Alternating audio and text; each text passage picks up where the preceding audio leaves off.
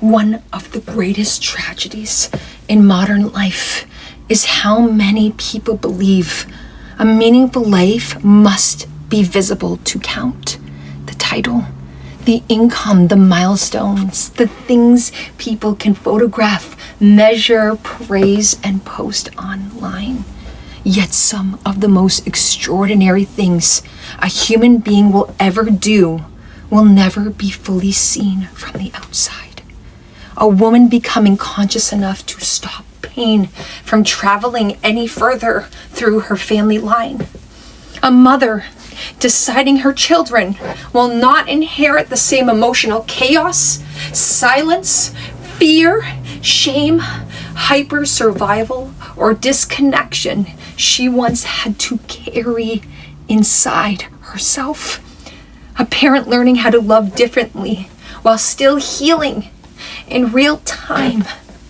People have no idea how much strength that takes. Children may never fully understand the internal wars their mothers fought just to become softer, more present, more emotionally safe, more aware, more loving, and more conscious. They may never fully understand the patterns that ended with her. Yet they will spend the rest of their lives living inside the result of it, inside safer homes, healthier love, calmer nervous systems, different relationships, different beliefs about themselves, and different futures. That is not small work. That is the rebuilding of an emotional bloodline. Maybe the true testament of a life is not simply what we accumulated while we were here. Maybe it is what no longer has to be survived because we were here. Respect to the women rebuilding generations with their bare hands.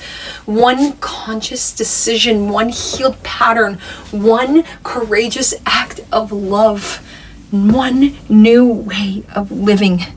That is powerful enough to alter an entire family line forever. Keep rising, my women. I see you. I believe in you. I am here for the collective rise. Rise.